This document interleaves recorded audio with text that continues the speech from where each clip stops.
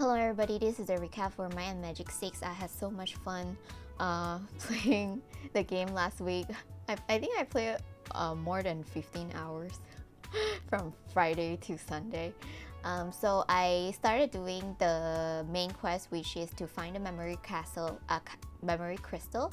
First, I go to Supreme Temple of Ba and look for crystal Alpha. This area has very narrow. This dungeon has like very narrow hallway, which really scared me a lot. But I was able to like find the crystal quite easily. Then I move on to Castle Alamos. This was the most complicated one so far, and I was so lost in the game. And I took like 3 hours, 4 hours, more than that to solve the riddle to go into the room that has the crystal beta. What happened was like there are trees that have riddle in the tree if when I click on it, but I didn't write down the riddle. So when I find this door, I have no idea what I'm going to do. So I went back to all the trees to write it down, and then try to solve it again. So it was very happening, and the map is not really helping too because it has like multiple layers. So when you look at a 2D map, it just overlap with each other, so I cannot really tell which path is what. Very thankful that chat helped me. So after finishing the find the memory crystal beta, I was like, okay, I'm done with main quest for now. I'm going to do some easy quests first, maybe do some side quests. So I move on to the monolith so that I can deface the altar. And this is a very easy quest. I just go in and touch some pillar, and that's all. After that, I move on to Icewind Keep. This is also very a small dungeon where I just need to kill everybody, touch some switches, and go in and grab the items that I need. After that, I move on to another simple quest where, remember, in each town that has some towers, if I ever fly, they will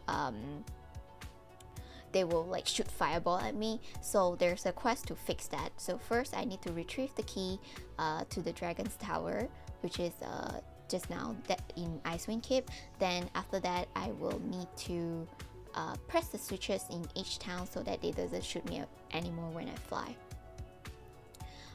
After finishing this, I move on to more side quests. I want to do some of the quests that it will promote my character. So I do the Temple of the Moon. It was such a good timing because the calendar was on full moon. I was like, okay, we need to do this. This is the time.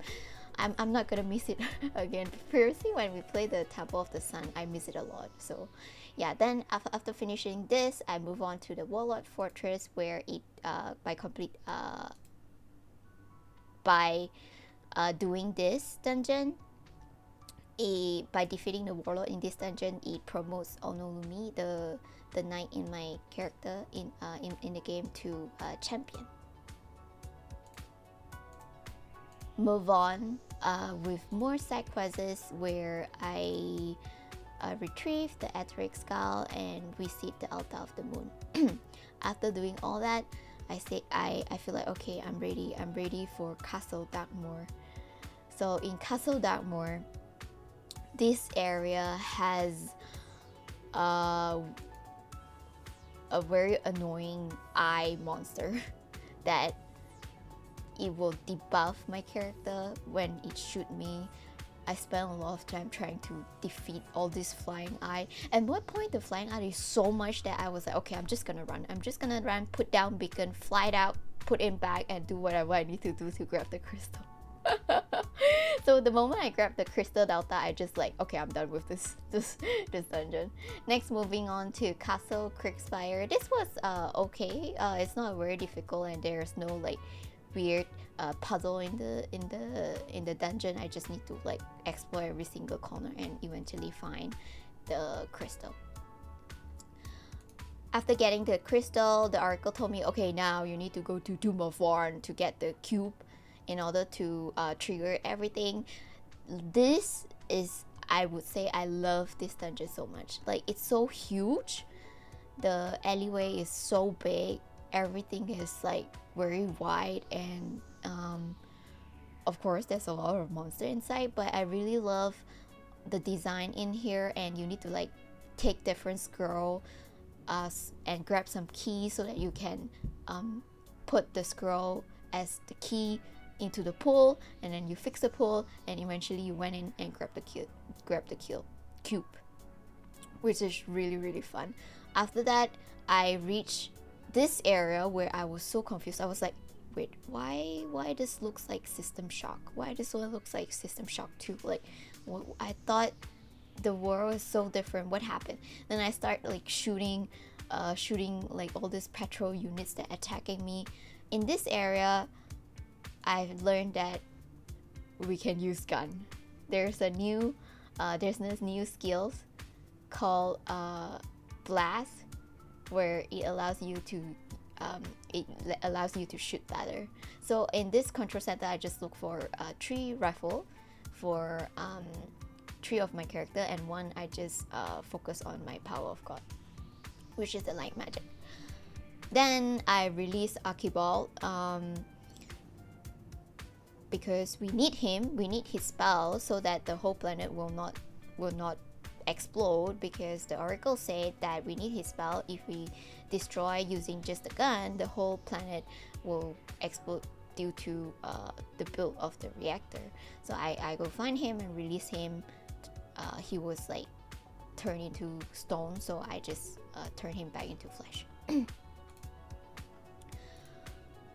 Okay, after everything is ready, finally I go to the Paradise Valley and we go into the hive area where I explore the whole area. This dungeon is very fun.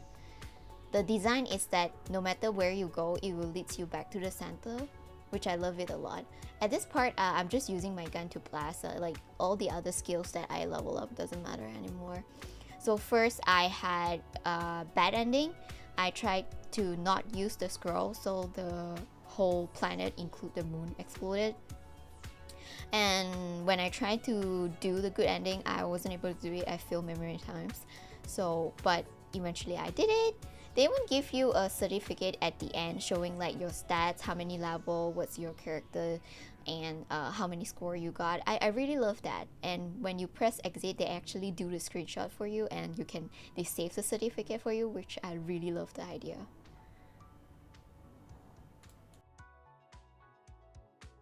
That's all for the recap. Overall, I really love this game.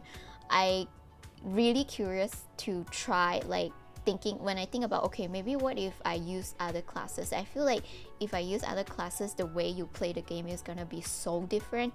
And when I was at the control center, my armor, my ring and stuff, everything broke so fast, and only Onolumi has repair skill, and it's kind of troublesome. So I feel like it would be great where all of my characters can learn repair. Then it will be really, really fun.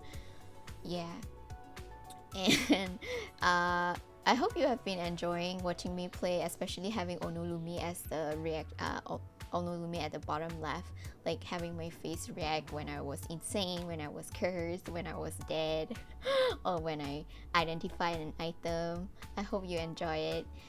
Thank you so much for being with me in this game. This is like 20th stream, which is considered very long compared to other games. So thank you again.